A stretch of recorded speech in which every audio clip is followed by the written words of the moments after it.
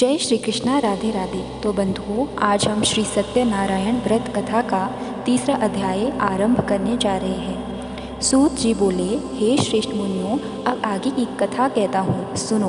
पहले समय में उल्कामुख नाम का एक बुद्धिमान राजा था।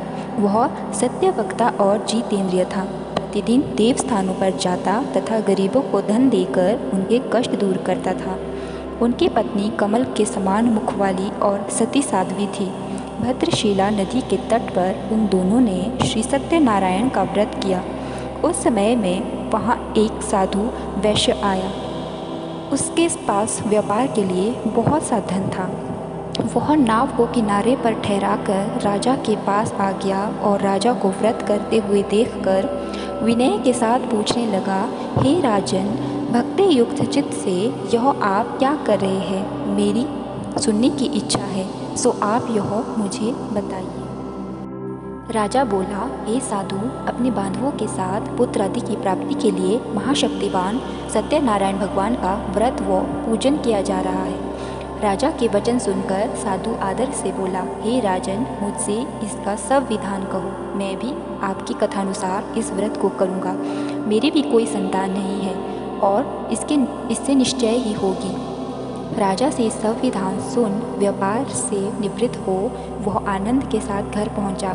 साधु ने अपनी स्त्री से संतान देने वाले उस व्रत का समाचार सुनाया और कहा कि जब मेरी संतान होगी तब मैं इस व्रत को करूंगा।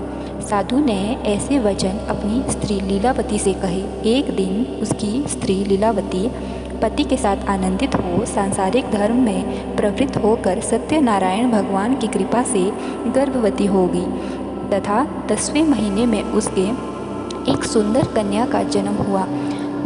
दिनों दिन वह इस तरह बढ़ने लगी जैसे शुक्ल पक्ष का चंद्रमा बढ़ता है। कन्या का नाम कलावती रखा गया। तब लीलावती ने मीठे शब्दों में अपने पति से कहा कि जो आपने संकल्प किया था कि भगवान का व्रत करूँगा, अब आप उसे करिए। साधु बोला, हे प्रिय, इसके विवाह पर करूँगा। इस प्रकार अपनी पत्नी को आश्वासन दे वह नगर को गया। कलावती पितृगृह में वृद्धि को प्राप्त हो गई। साधु ने जब नगर में सखियों के साथ अपनी पुत्री को देखा तो तुरंत दूत बुलाकर कहा कि पुत्री के वास्ते कोई सुयोग्य वर देख कर लाओ।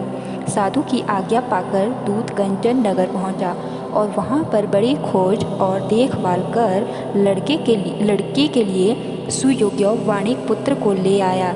उस सुयोग्य लड़के को देखकर साधु ने अपने बंधु बांधवों सहित प्रसन्न चित्त अपनी पुत्री का विवाह उसके साथ कर दिया। किंतु दुर्भाग्य से विवाह के समय भी उस व्रत को करना भूल गया। तब श्री भगवान क्रोधित हो गए और श्राप दिया कि तुम्हें दारुण दुख प्राप्त होगा। अपने कार्यों में कुशल साधु बनिया जमाता सहित समुद्र स्थित रत्नपुर नगर में गया और वहाँ दोनों ससुर जमाई चंद्रकेतु राजा के उस नगर में व्यापार करने लगे। एक रोज भगवान सत्यनारायण की माया से प्रेरित कोई चोर राजा का धन चुराकर भागा जा रहा था, किंतु राजा के दूतों को आता देखकर चोर ने घबराकर भागते हुए राजा के धन को वहीं चुपचाप रख दिया जहाँ वो ससुर जमाई ठहरे हुए थे। जब दूतों ने उस साधु वैश्य के पास राजा के धन को रखा देखा तो वे दोनों को बांध कर ले गए और प्रसन्नता से दौड़ते हुए राजा के समीप जाकर बोले, यह दो चोर हम पकड़ कर लाए हैं, देखकर आज्ञा दें। तब राजा की आज्ञा से उनको कठोर कारावास में डाल दिया गया और उनका सब धन छीन लिया। सत्यनारायण भगवान के श्राप द्वारा उनकी पत्नी भी घर में बहुत दुखी हुई और घर पर जो धन रखा था चोर चुरा कर ले गया। शारीरिक व मानसिक पीड़ा तथा भूख प्यास से अति दुखित हो अन्न की चिंता में कलावती एक ब्राह्मण के घर गई। वहाँ उसने सत्यनारायण भगवान का व्रत होते देखा। फिर कथा सुनी तथा प्रसाद ग्रहण कर रात को घर आई। माता ने कलावती से कहा, हे पुत्री, अब तक कहाँ रही? वह तेरे मन में क्या है? कलावती बोली, हे माता, मैंने एक ब्राह्मण के घर श्री सत्यनारायण भगवान का व्रत देखा है। कन्या के वचन सुनकर लीलावती भगवान के पूजन की तैयारी करने लगी। लीलावती ने परिवार और बंधुओं सहित श्री सत्यनारायण भगवान का पूजन किया और वर मांगा कि मेरे पति और दामाद शीघ्र आ जावें। साथ ही प्रार्थना की कि हम सबका अपराध क्षमा करो। सत्यनारायण भगवान इस व्रत से संतुष्ट हो गए। और राजा चंद्रकेतु को स्वप्न में दर्शन देकर कहा, हे राजन, दोनों वैश्यों को प्रातः ही छोड़ दो और सब धन जो तुमने ग्रहण किया है दे दो, नहीं तो मैं तेरा धन, राज्य, पुत्र आदि सब नष्ट कर दूंगा। राजा से ऐसे वचन कहकर भगवान अंतर्ध्यान हो गए।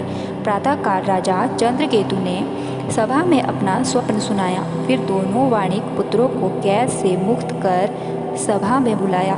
दोनों ने आते ही राजा को नमस्कार किया। राजा मीठे वचनों से बोला, हे महानुभावों, भावेवश ऐसा कठिन दुख प्राप्त हुआ है, अब तुम्हें कोई भय नहीं। ऐसा कहकर राजा ने उनको नए नए वस्त्राभूषण पहनाए तथा उनका जितना धन था उसका दुगना धन देकर आदर सहित विदा किया। दोनों वैश्य अपने घर को चल दिए। तो बंधुओं, ये था श्री सत्यनारायण व्रत कथा का तीसरा अध्याय।